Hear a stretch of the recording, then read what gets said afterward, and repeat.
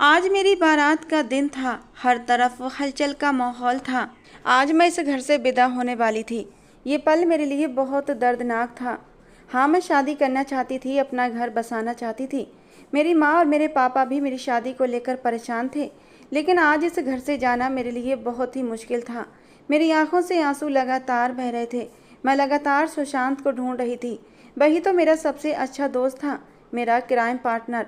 हम दोनों ने हर शरारत एक साथ की थी। खेलते खेलते हम कब बड़े हो गए पता ही नहीं चला था। मैंने अपने आंसू रोक लिए थे, क्योंकि थोड़ी देर बाद ही बारात आने वाली थी और मैं कोई भी तमाशा नहीं चाहती थी। मैं चुपचाप अपना लहंगा संभाल कर नीचे के पोर्शन में आई थी।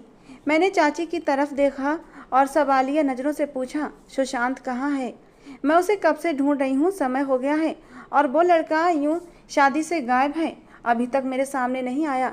चाची मेरी तरफ देखते हुए बोली, वो अपने कमरे में है बेटा, उसकी तबीयत कुछ ठीक नहीं है। और तुम दुल्हन बनी नीचे क्यों आई हो? चलो ऊपर जाओ, बारात आने में कुछ ही देर बाकी है। वो तुरंत ही मेरी चिंता में घबराते हुए बोली। मैं सिर हिलाकर तुरंत ही सुशांत के कमरे की ओर बढ़ी। आखिर उसे हुआ क्या था, मैं जानना चाहती थी। भला मेरे इतने खास दिन मेरा ही सबसे अच्छा दोस्त मुझसे छिपता फिरे? ये सब बातें मेरी समझ से बाहर थीं। जैसे ही मैं उसके कमरे में आई तो सिगरेट का धुआं मेरी नाक में चढ़ने लगा। मुझे सांस लेने में भी तकलीफ महसूस हो रही थी। पूरा कमरा धुआं धुआं हो रहा था। मैंने हाथ की मदद से धुआं हटाया और खांसते हुए कमरे में दाखिल हुई। मेरी नज़र अचानक बिस्तर की तरफ उठी। वो बिस्तर से नीचे ज़मीन पर बिल्कुल हाथ पैर छोड़कर बैठा हुआ था। उसके पास ही सिगरेट से भरी हुई ट्रे रखी हुई थी।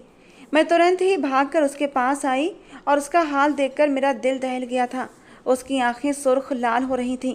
माथे पर बाल इस तरह बिखरे थे कि एक पल के लिए मेरा दिल घबरा गया था। वो तो बहुत ही साफ सुथरा रहने वाला लड़का था। अगर उसकी शर्ट पर एक भी सिलवट आ जाती थी तो पूरा घर सिर पर उठा लेता था। उसकी शर्ट प्रेस करके मेरी हालत ख़राब हो जाती थी और आज उसे इस हालत में देखकर मेरा कलेजा मुंह को आ गया था। मैंने उसकी ओर देखते हुए चिंता करते हुए कहा, सुशांत ये क्या हरकत है? तुम इस तरह कैसे बैठे हो? चलो उठो, बारात आने वाली है। और ये क्या हालत बना रखी है तुमने? मेरी आवाज़ सुनकर जैसे वो होश में आया और घबराते हुए जल्दी से सिगरेट बुझाते हुए बोला, खुशी तुम यहाँ क्यों आई हो? बारात आने में कुछ ही देर बाकी है। जाओ अपने पोर्शन में जाओ। ये अच्छी बात नहीं है। अगर किसी ने देख लिया तो लोग क्या सोचेंगे? उसकी आंखें झुकी हुई थीं और उसका स्वर अजीब लड़खड़ाहट से भरा हुआ था। मैंने तुरंत ही उसे झकझोरते हुए कहा, अपनी हालत देखी है? तुम्हें लगता है कि मैं तुम्हें इस हाल में छोड़कर शादी करूंगी? मुझे बताओ तुम्हारे साथ हुआ क्या है और इस हालत में क्यों बैठे हो? सिगरेट पर सिगरेट पी रहे हो?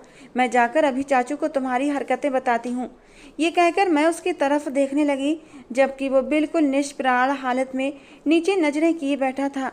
ऐसा लग रहा था जैसे उसके शरीर में जान ही बाकी ना हो। मेरा दिल बहुत बुरी तरह उदास हो गया था। उसकी आंखों में आंसू भरने लगे थे। मैंने उसका चेहरा अपने हाथों के प्याले में थामते हुए कहा, सुशांत ऐसा मत करो। देखो जो भी परेशानी है मुझसे बोल कर तो देखो। मैं तुम्हारी हर समस्या को हल करने की कोशिश करूंगी। यार हम दोनों दोस्त हैं, क्राइम पार्टनर हैं। अगर मेरा बेस्ट फ्रेंड ही इस हालत में रहेगा तो तुम्हें क्या लगता है कि मैं अपनी खुशी मना पाऊंगी? आखिर बताओ तो सही, तुम इस हाल में क्यों बैठे हो? मेरा बार बार बोलना शायद उसके घाव को कुरेद रहा था।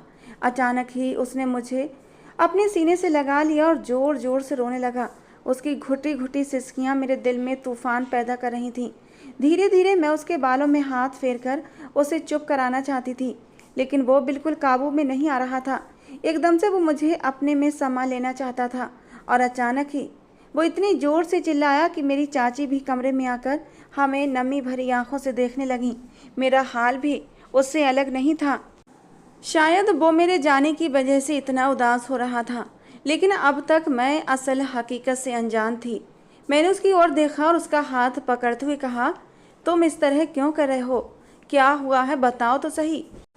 देखो तुम अगर मेरे जाने से दुखी हो तो मैं फिर शादी करके कहीं नहीं जाने वाली। मैं मानती हूँ कि तुम मुझे बहुत अच्छा दोस्त मानते हो।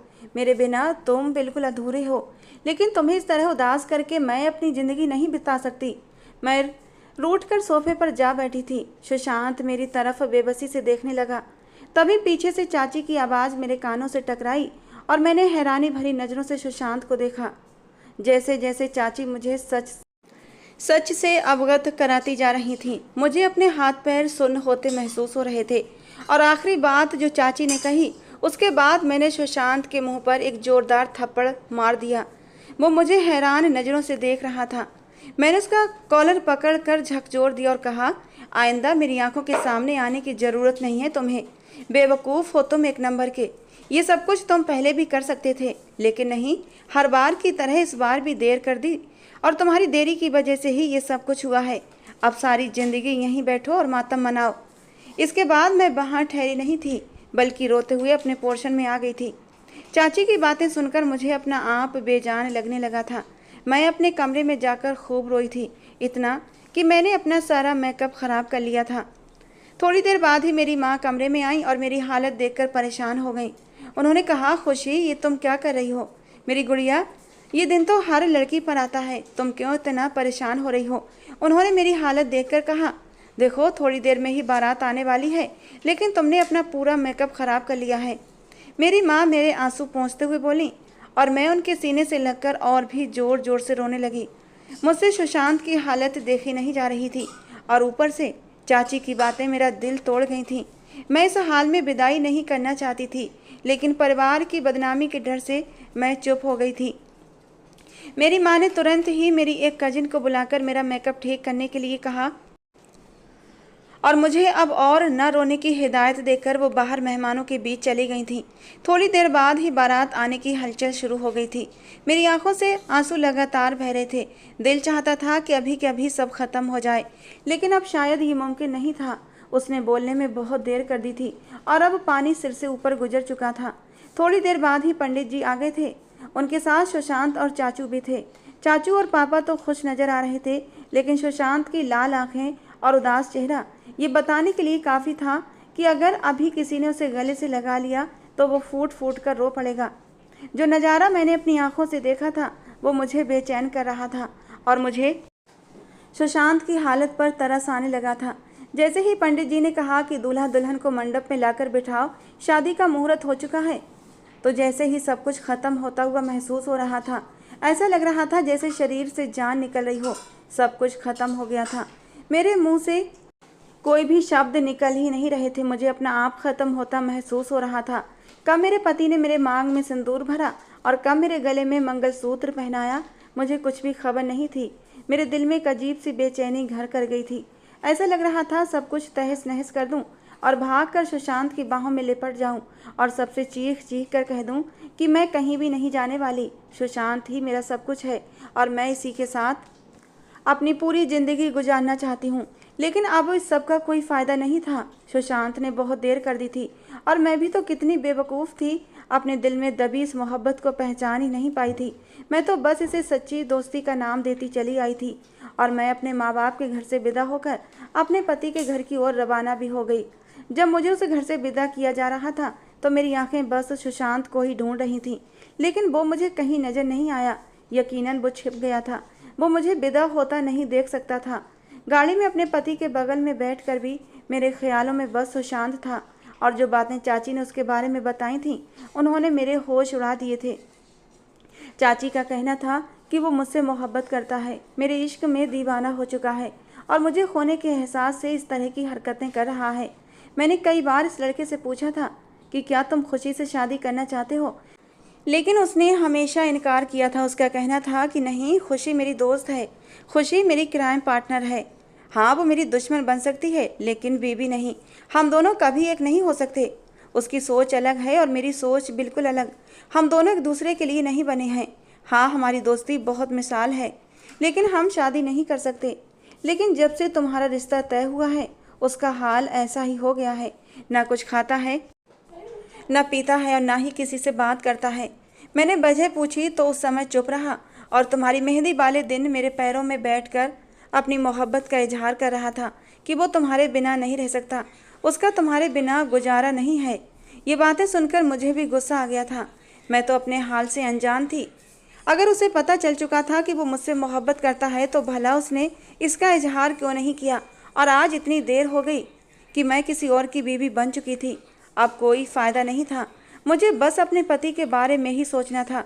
लेकिन जो बातें सुशांत ने मेरे लिए की थीं वो मेरे दिल पर गहरी चोट थीं।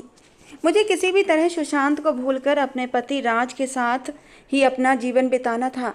मैं अभी इन सभी विचारों में खोई हुई थी कि अचानक ही मुझे अपने हाथ पर एक नरम स्पर्श का एहसास हुआ। मैंने बेख्याली में अपने हाथ की ओर देखा तो मेरे पति मेरा हाथ थामे बैठे थे।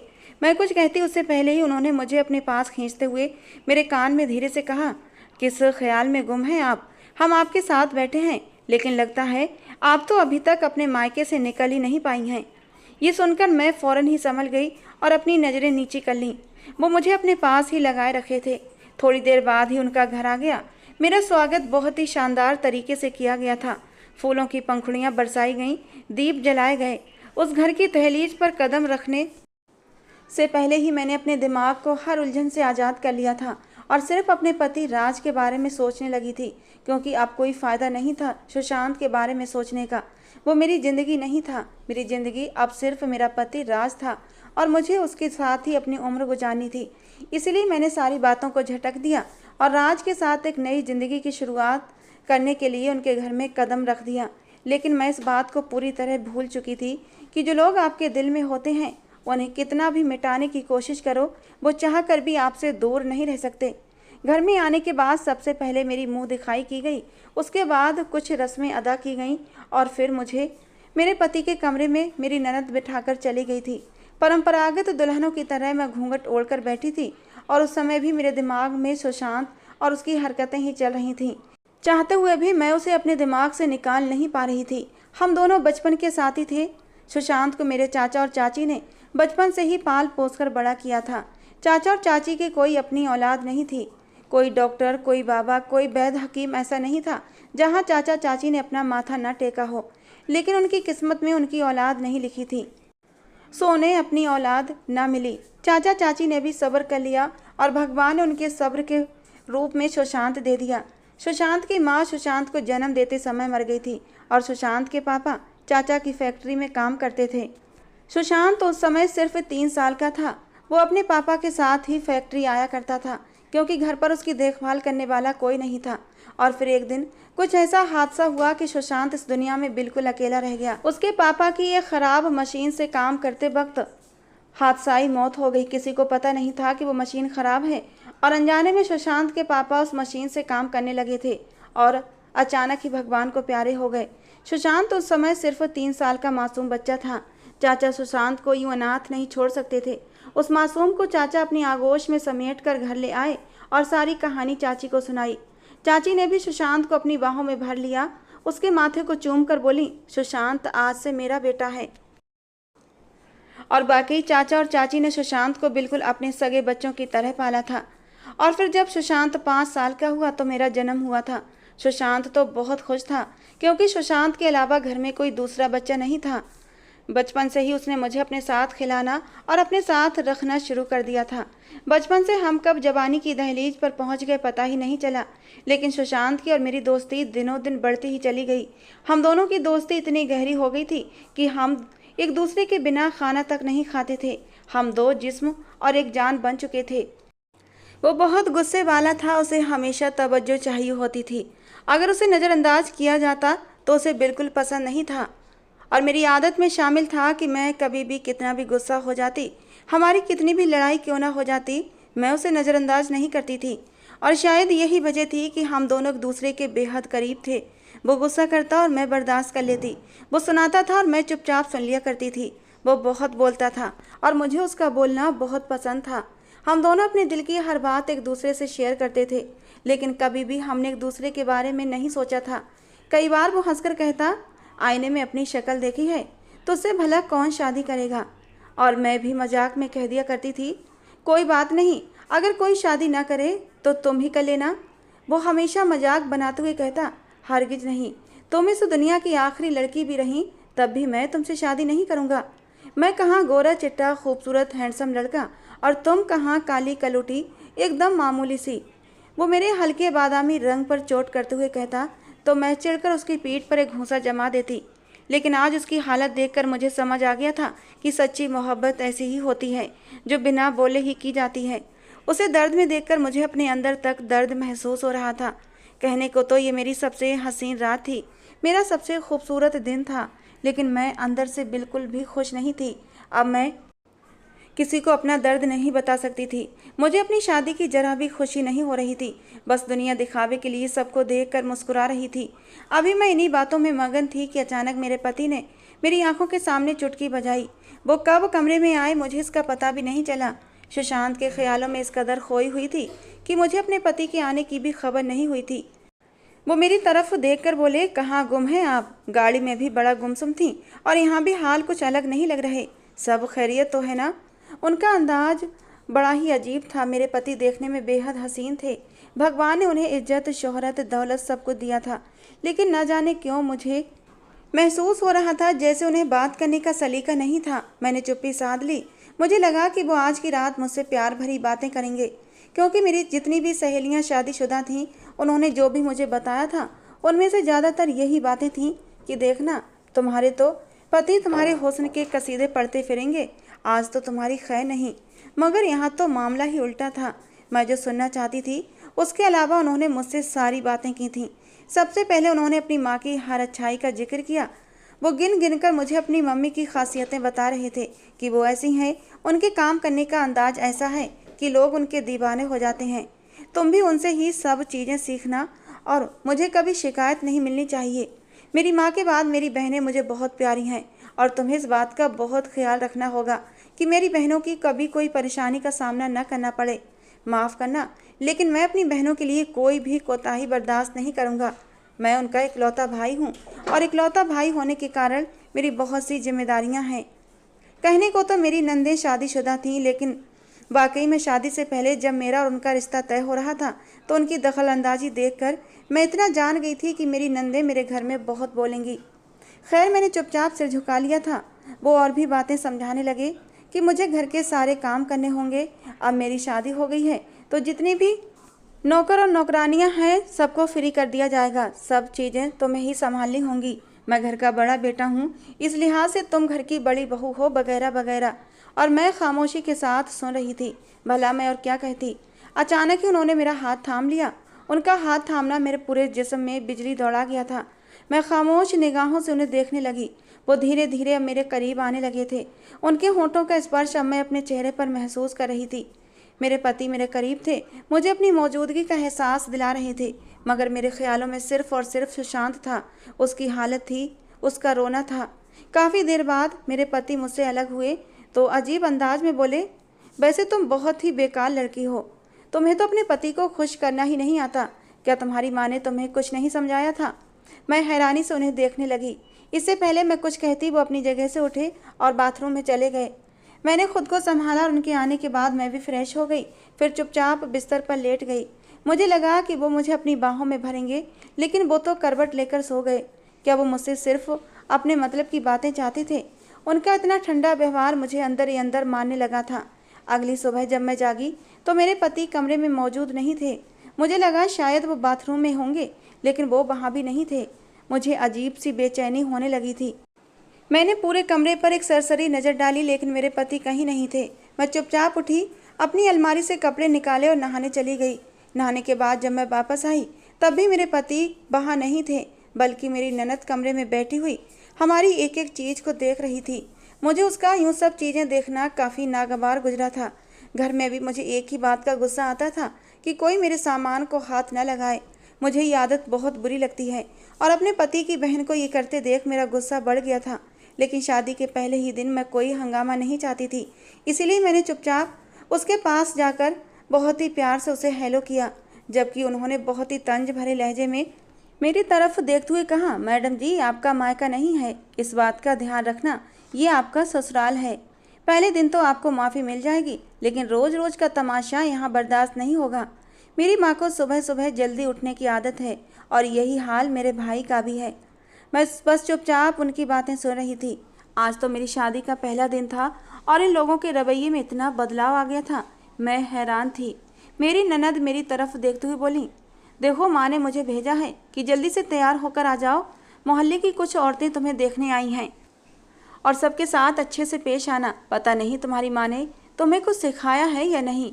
वो ये कहकर कमरे में रुकी नहीं और चुपचाप कमरे से चली गई, जबकि मैं हैरान थी कि ये सब इस तरह बातें क्यों कर रही थी।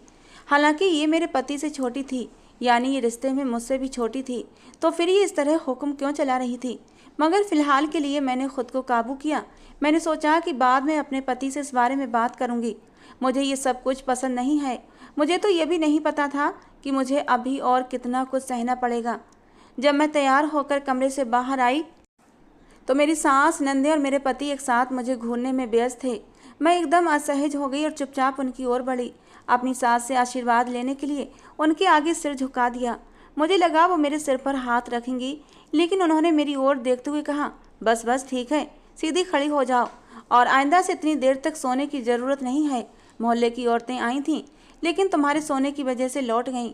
अब मैं दोबारा ये कोताही बर्दाश्त नहीं करूँगी। जाओ मासी से पूछो नाश्ता तैयार है या नहीं। मैं हैरान होकर अपनी सास को देख रही थी कि पहले ही दिन एक नई दुल्हन के साथ ऐसा कौन करता है। मगर मैंने बिना कुछ कहे किचन की तरफ रुख किया। मेरी आंखों से आंसू बह रहे थे। मुझे अपना घर बहुत याद आ रहा था। आज मुझे अपना आप बहुत बेकार लग रहा था। क्या मुझे कोई भी मेरे घर वालों की तरह प्यार नहीं करेगा? मुझे अपने पति से बहुत उम्मीदें थीं, लेकिन ऐसा लग रहा था कि जल्दी ही मेरी सारी उम्मीदें ख़त्म हो जाएंगी। समय तेजी से बीत रहा था। मेरी सास, नंदे, सबका रवैया बहुत अजीब था। मेरे पति तो मेरी तरफ देखना भी गवारा नहीं करते थे। बस रात को कुछ देर के लिए मेरे करीब आते, अपने शरीर की प्यास बुझाते और मुझसे करवट लेकर सो जाते। और मुझे उनका ये अंदाज अंदर ही अंदर बहुत चुभता था। मैं तो उनसे प्यार के 2 शब्दों की भूखी थी, जो मुझे अपने पति से आज तक नहीं मिले थे। शादी को 8 दिन हो गए थे और वो मुझे मेरे माँ बाप से मिलाने भी नहीं ले गए थे। मैं अपने पति से शादी के बाद 2-3 बार कह चुकी थी कि मुझे मेरी माँ के घर जाना है। सबकी मुझे बहुत याद आती है, लेकिन वो मुझे वहाँ लेकर ही नहीं जाना चाहते थे। धीरे धीरे करके आज हमारी शादी को 3 महीने हो गए थे और 3 महीनों से ना मैंने अपने माँ बाप का चेहरा देखा था और ना ही चाचा, चाची और सुशांत का। मैं आज बहुत रोने वाली हो गई थी। मुझे वो लोग बहुत याद आ रहे थे। मैं अपने पति की ओर देखते हुए बोली, राज, मुझे मेरे घर छोड़ आइए। मुझे मेरा घर बहुत याद आ रहा है। न जाने मम्मी पापा कैसे होंगे। भगवान के लिए मुझ पर रहम खाइए। आप ऐसा क्यों कर रहे हैं? मेरा इतना कहते ही अचानक वो गुस्से में भड़क उठे और बोले, आखिर तुम्हें किससे मिलना है? अपने माँ बाप से या फिर अपने उस मुँह बोले कजिन से जिसकी तुम्हारे साथ बहुत अच्छी दोस्ती है? मैं हैरानी से अपने पति को देखने लगी। वो ये क्या बोल रहे थे? एक पल के लिए मेरा दिल धड़कना भूल गया। क्या उन्हें मेरे और सुशांत की पुरानी बातों के बारे में पता चल गया था? मगर ये बातें तो सिर्फ मुझे, मेरी चाची को और सुशांत को मालूम थीं और मुझे यकीन था मेरी चाची और सुशांत ऐसा कुछ नहीं करते। तो फिर मेरे पति ऐसा क्यों कह रहे थे? मैं तुरंत ही बोली, ये क्या तरीका है बात करने का? आप मुझ पर ऐसा झूठा इल्ज़ाम कैसे लगा सकते हैं? आपको मालूम है ना कि सुशांत मेरा दोस्त है। मेरे चाचा चाची ने उसे अपने बेटे की तरह पाल पोस कर बड़ा किया है और इस रिश्ते से वो मेरा कजिन है, इसके अलावा कुछ नहीं। और आप ऐसी गलत सोच रखे हुए हैं। मेरा इतना कहते ही वो अचानक मेरे पास आए और मेरा बाजू पकड़ते हुए बोले, मेरा दिमाग तो उसी दिन ख़राब हो गया था जब तुम्हारी विदाई के दिन उसकी आंखें लाल हो रही थीं। उसकी आंखों से आंसू टपक रहे थे। मैडम जी, माजरा क्या है? उनका सख्त लहजा मुझे कांपने पर मजबूर कर चुका था। वो कई बार ऐसे ही सुशांत का जिक्र करके मुझसे चिढ़कर बाहर चले जाते थे, लेकिन मुझे नहीं पता था कि मेरे पति इस हद तक सुशांत और मुझे लेकर सोचते हैं कि उन्होंने मन में इतनी झूठी कहानियाँ बना ली हैं। मैं उनकी तरफ देखते हुए बोली, आपको गलतफहमी हो रही है, ऐसा कुछ नहीं है जैसा आप सोचते हैं। और तभी अचानक उन्होंने मुझे झटका देते हुए छोड़ दिया और तंज कसते हुए बोले, मैं कभी बेवजह नहीं बोलता, सबूत के साथ ही बात करता हूँ। और जो तुम घंटों कमरे में बैठकर अपने मोबाइल पर लगी रहती हो ना, सब मालूम है मुझे किसके साथ तुम्हारा क्या रिश्ता है। बहुत गहरा रिश्ता रहा होगा ना तुम्हारा सुशांत के साथ। खुद को उसकी दोस्त कहती हो, लेकिन एक लड़का और लड़की आपस में कभी दोस्त नहीं होते। दोस्ती से उनका रिश्ता बहुत आगे निकल जाता है। बताओ मुझे, सुशांत के साथ तुम कितना आगे तक निकल चुकी हो? उसने तुम्हारे साथ क्या कुछ किया है? मुझे सच सच बताना। फिर तुम्हारे माँ बाप ने तो तुम पर भरोसा किया था कि घर के बच्चे हैं, गलत काम नहीं करेंगे, इसीलिए वो तुम्हें अकेला छोड़कर भी कहीं चले जाते होंगे, या फिर तुम दोनों को कहीं अकेला बाहर भी भेज देते होंगे। भाई, तुम दोनों जवान थे, तुम्हारे जज्बात भी गर्मी मारते होंगे और ऐसे में बहक जाना कोई बड़ी बात नहीं है। बताओ, कितनी बार संबंध बनाए हैं तुमने सुशांत के साथ और अब फिर से उसी पुराने यार की याद आ रही है ना तुम्हें? मैं तो सुनकर हैरान रह गई थी। मेरा बस नहीं चल रहा था कि मैं इस इंसान का मुंह तोड़ दूं। मैं तो अपनी माँ से बात करने में भी डरती थी कि कहीं मेरी सास को बुरा न लग जाए। मैं तुरंत ही बोली, कैसा घटिया इल्ज़ाम लगा रहे हैं मुझ पर। मैं ऐसी कोई कैरेक्टर लेस लड़की नहीं हूँ। हाँ, ये बात मैं स्वीकार करती हूँ कि सुशांत मेरा अच्छा दोस्त है, लेकिन हमने कभी दोस्ती से आगे की हद पार नहीं की। और आपसे किसने कहा कि मैं घंटों कमरे में रहती हूँ और मोबाइल पर लगी रहती हूँ? झूठे इल्ज़ाम मत लगाइए और भगवान से डरिए। तुम्हारे आगे तुम्हारी भी बहनें हैं और उन्हें भी दूसरे घर जाना है। मेरे ये कहने की देर थी कि अचानक उन्होंने मुझे जोरदार थप्पड़ दे मारा और गुस्से से चिल्लाते हुए बोली, बकवास करने की मेरे सामने कोई भी ज़रूरत नहीं है। आज तो तुमने मेरी बहनों के बारे में बोल दिया। अगर आगे से एक शब्द भी उनके खिलाफ कहा तो याद रखना, ये घर में तुम्हारा आखिरी दिन होगा। और अब मेरी सहन शक्ति की सीमा समाप्त हो गई थी। मैं उनकी तरफ देखते हुए बोली, बस बहुत हो गया। आप क्या समझते हैं अपने आप को? आपकी हिम्मत कैसे हुई मुझ पर हाथ उठाने की? मैं आपकी गुलाम नहीं हूँ कि आपकी मार बर्दाश्त करती रहूँ। मैंने तुरंत अपना सामान पैक किया और घर से बाहर निकल आई। मुझे लगा था कि मेरे पति मुझे रोकेंगे, मेरी सास भी मुझसे बात करेंगी, लेकिन ना उन्होंने मुझे रोका, ना ही मेरे पति मेरे पीछे आए। मैं अकेले ही टैक्सी की मदद से अपने मायके चली आई। मुझे देखते ही मेरे माँ बाप खुश हो गए थे, चाचू चाची भी खुश हो गए थे, लेकिन सुशांत कहीं नज़र नहीं आ रहा था। मेरी मम्मी कुछ कहती इससे पहले ही मैं उनके गले लगकर रोने लगी और उन्हें सारी बात बता दी। चाचू और पापा का दिमाग घूम गया। उनके होंठों पर बस एक ही बात थी कि उन लोगों की हिम्मत कैसे हुई हमारी इतनी अच्छी और चरित्रवान बेटी के चरित्र पर उंगली उठाने की, और उस घटिया इंसान ने तुम पर हाथ कैसे उठाया। हम नहीं छोड़ेंगे। लेकिन मैंने सबको शांत कर दिया, क्योंकि मेरा उन लोगों से लड़ने का कोई इरादा नहीं था। मुझे लगा था कि मेरे पति कुछ दिनों बाद ही मुझे मनाने के लिए आ जाएंगे और सब कुछ ठीक हो जाएगा। लेकिन वक्त तो गुजरता गया और वो नहीं आए। मेरी नज़रें दरवाजे पर ही लगी रहती थीं। कई बार मैंने खुद जाने की कोशिश की, क्योंकि मैं अपना रिश्ता ख़राब नहीं करना चाहती थी, लेकिन ना चाचू ने मुझे जाने दिया और ना ही पापा ने। कुछ दिनों बाद हमारे घर एक नोटिस आया और उसे सुशांत ने रिसीव किया। मेरी शादी के कुछ ही दिनों बाद वो शहर छोड़कर अपनी मामी के पास दूसरे शहर चला गया था। चाची का कहना था कि वो कहता है कि अगर मैं यहाँ रहूँगा तो सिवाय तकलीफ़ के मुझे कुछ नहीं मिलेगा, क्योंकि यहाँ पर खुशी की बहुत सारी यादें बसी हैं। ये सुनकर मैं और भी उदास हो गई थी। उसने घर में दाखिल होते ही मेरे हाथ में वो नोटिस पकड़ा दिया और चुपचाप अपने कमरे में चला गया। उसे देखकर मैं खुश हुई थी और उससे और भी बातें करना चाहती थी, लेकिन वो एक पल के लिए भी नहीं रुका। मैंने धड़कते दिल के साथ वो लेटर खोला और जैसे ही पढ़ा, मैं बेहोश होकर ज़मीन पर गिर पड़ी। ये मेरी तकलीफ भरी ज़िंदगी के छुटकारे का था, यानी कोर्ट की तरफ से तलाक का नोटिस आया था। लेकिन मेरे पापा और चाचू ने मुझे संभाल लिया। उन्होंने कानूनी कार्रवाई करके मेरा तलाक मेरे पति राज से करवा दिया, क्योंकि उनका कहना था जब मानसिक सुकून ही ना मिले और वो व्यक्ति बातों के बजाय हाथ उठाने लगे, तो ऐसे व्यक्ति के साथ अपनी ज़िंदगी बर्बाद करने का कोई फ़ायदा नहीं। सभी की सहमति से मेरा रिश्ता राज से ख़त्म करवा दिया गया था। ये वक्त मेरे लिए बहुत तकलीफ़देह था। मेरा रो रो कर बुरा हाल था।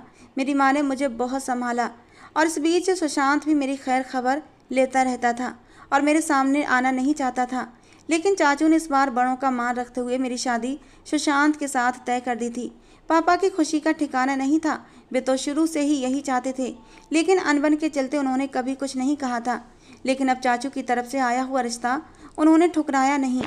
खैर, मेरी शादी सुशांत के साथ हो गई। मुझे तो खुद इस कुदरत के करिश्मे पर यकीन नहीं था, जबकि सुशांत तो खुद पागल सा हो गया था। बेशक जब किसी को चमत्कार के रूप में उसकी मोहब्बत मिल जाए तो वो भगवान के आगे सिर झुकाए रहता है। यही हाल सुशांत का भी था। और शादी की पहली रात मैं उसके सामने बैठी थी और वो बस मुझे चुपचाप निहार रहा था। मैंने उसे कंधों से हिलाते हुए कहा, सुशांत कहाँ खो गए? कितनी देर लगा दी तुमने अपनी मोहब्बत को पाने के लिए? अगर थोड़ा पहले इजहार मोहब्बत कर लेते तो मैं बहुत पहले ही तुम्हारी बीवी बन चुकी होती। सुशांत ने मुझे अपनी बाहों में समेट लिया। कहने लगा, खुशी तुम ही मेरा सब कुछ हो। तुम्हारे जाने के बाद मेरा सारा चैन सुकून मेरे ऊपर हराम हो गया था। आज ऐसा लगता है तुम्हें पाकर मैं पूरा हो चुका हूँ। उसने पहली रात ही मुझे इतना मान और प्यार दिया कि मैं अपनी सारी पुरानी यादें भूल गई थी। उसने हर पल मुझे अपनी मोहब्बत का यकीन दिलाया और ये साबित किया कि सच्ची मोहब्बत कैसी होती है। मेरी शादी को आज 3 साल हो चुके हैं। मैं सुशांत के साथ एक बेहद खुशहाल ज़िंदगी बिता रही हूँ। मेरा एक प्यारा सा खूबसूरत गोल मटोल सा बेटा भी है, जिसके साथ मेरी ज़िंदगी अब पूरी हो गई है। तो दोस्तों, आज की हमारी कहानी कैसी लगी ज़रूर बताना। पसंद आई हो तो प्लीज़ लाइक करना। रोज़ एक नई कहानी सुनने के लिए हमारे चैनल को भी सब्सक्राइब करना। मिलते हैं दोस्तों अगली किसी नई कहानी के साथ।